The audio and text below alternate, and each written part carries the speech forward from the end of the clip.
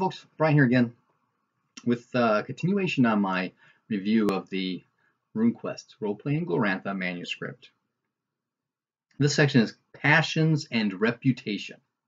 Cover both of those here. And what are passions? Passions are fairly standard. You have various sorts of love, hate, fear, devotion, and loyalty, and of course personal honor.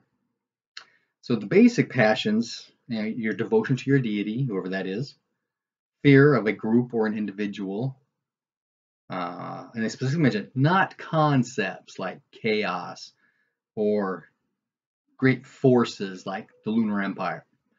You don't have passions of fear for that, because that's pretty standard. Everybody does. What they say is it's not useful for a reasonable person. Everybody is fearful of the gods or the empire.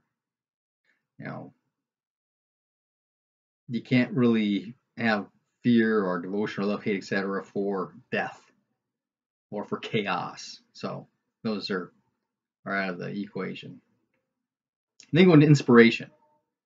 And they talk about inspiration specifically. I believe this was referencing was fear, but would apply, I think, to pretty much anything else. But in order to be inspired by fear, that object of the fear must be present or imminent, and the threat must be real and immediate.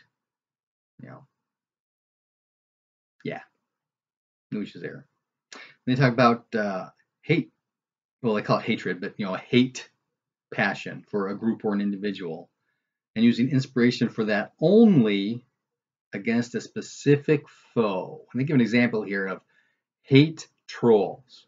And you can use your hate troll to inspire your attack against a single troll. Once that troll is dead, again, you can only inspire once per session or season or scene or situation, so you can't inspire against any of the other trolls. And that just doesn't quite make a lot of sense to me.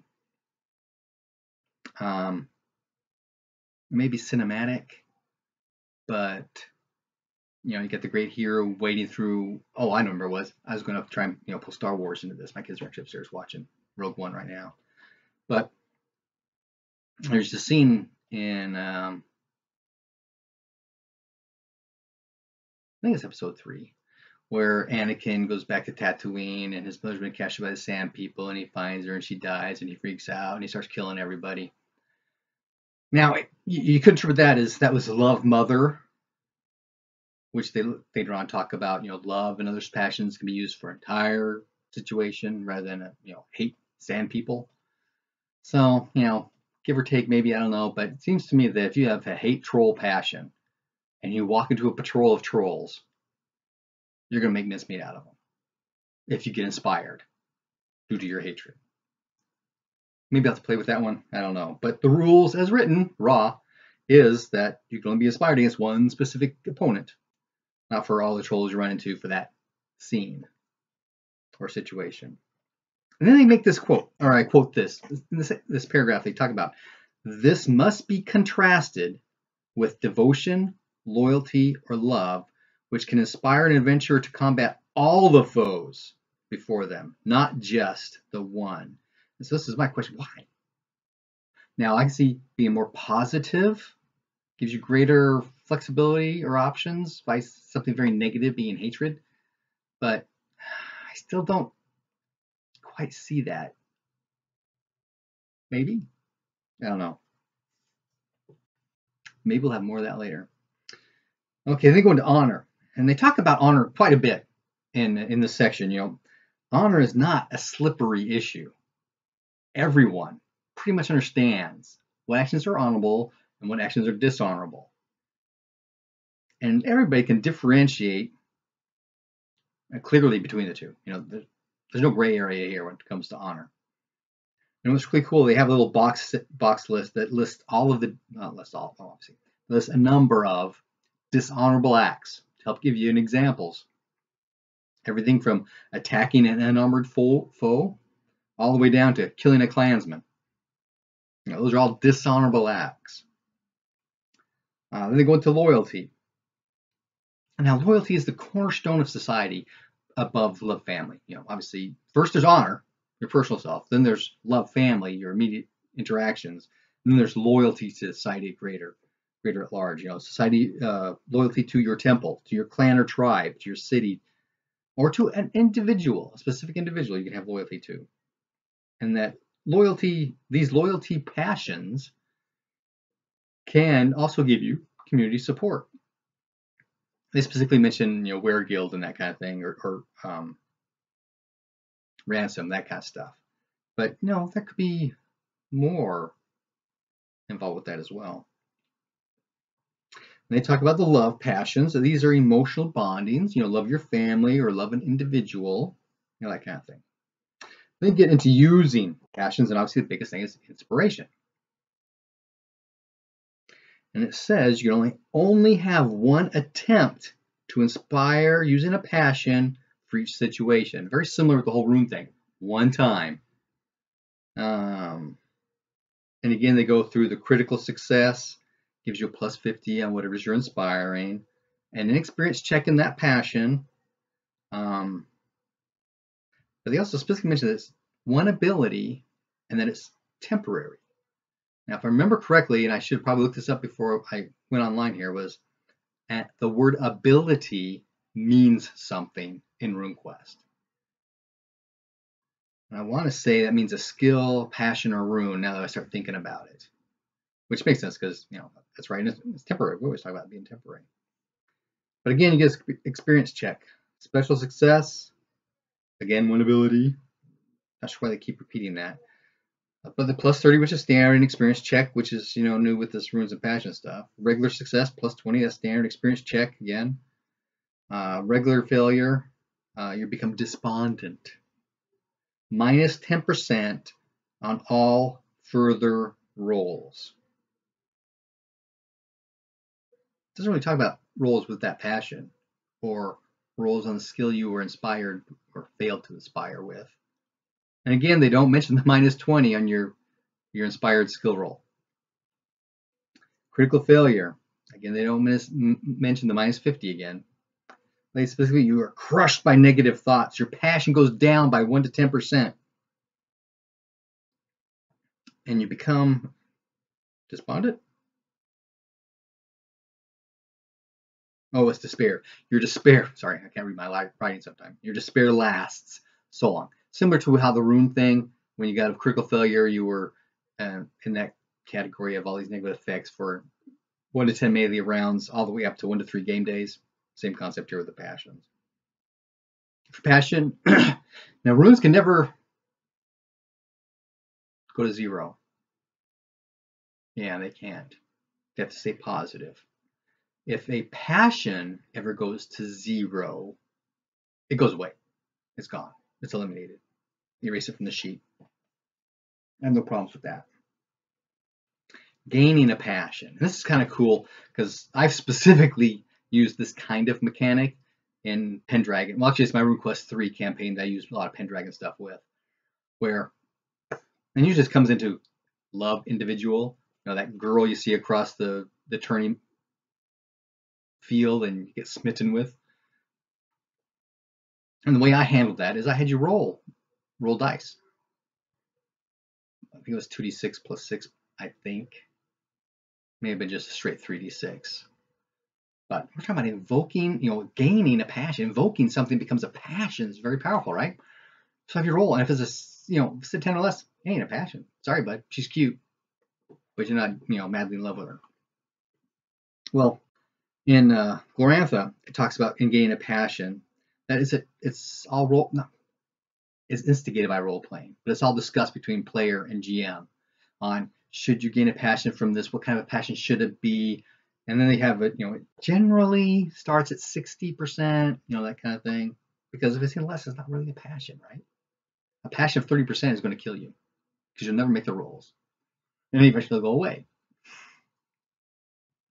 So 60%, I kind of like that number. That's pretty decent.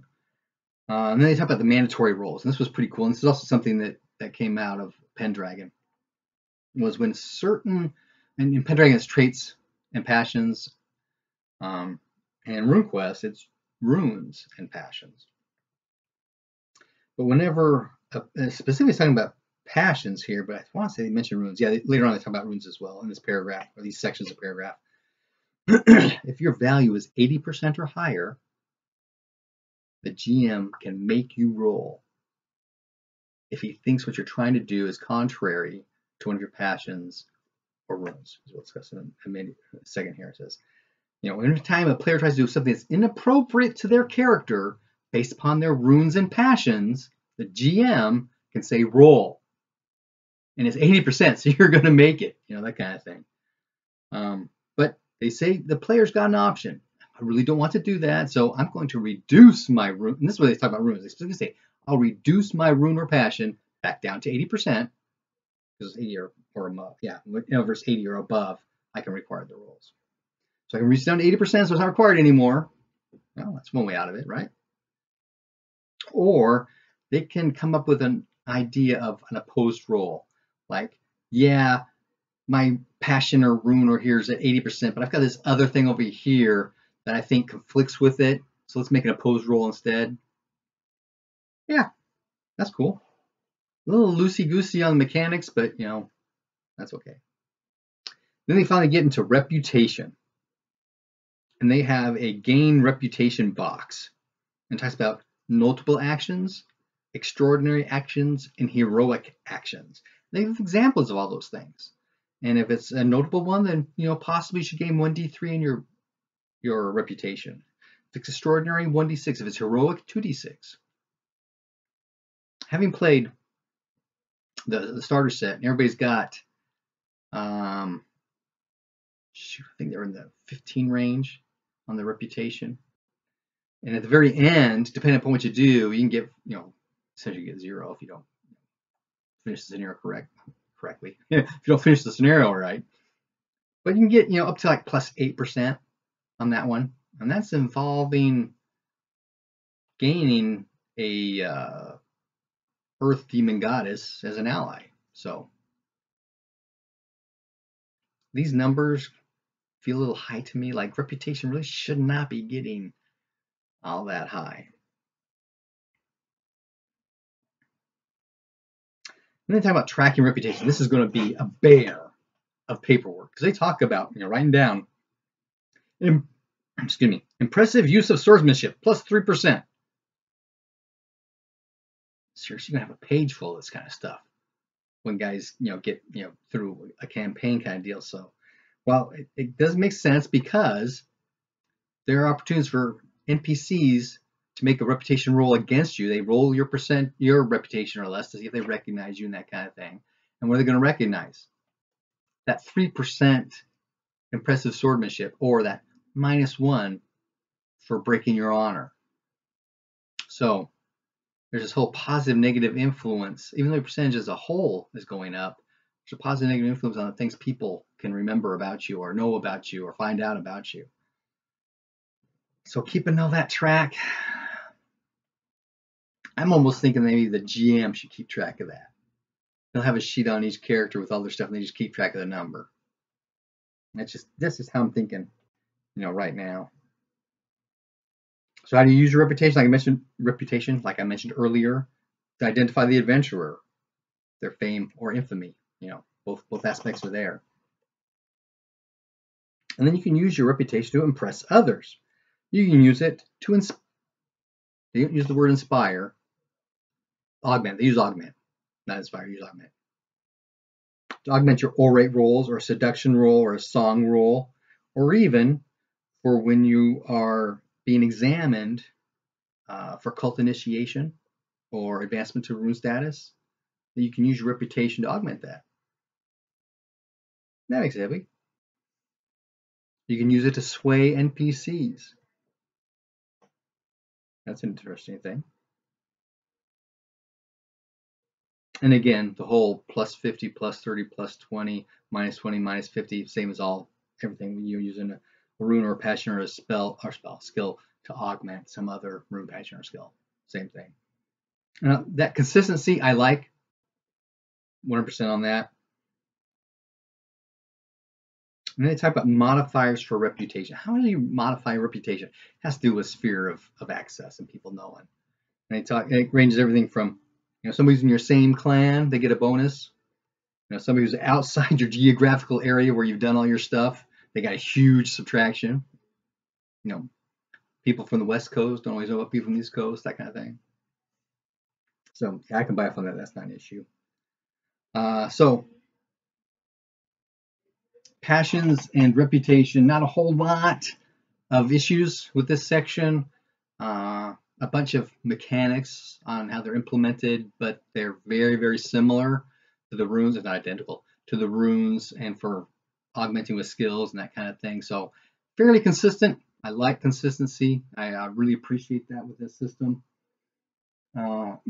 Especially if they're just, you know, these are similar sorts of things, not exactly the same. Well, run them exactly the same because the net results are the same. You know, inspiration, augmentation, that kind of thing. So that's it for this time. Ciao.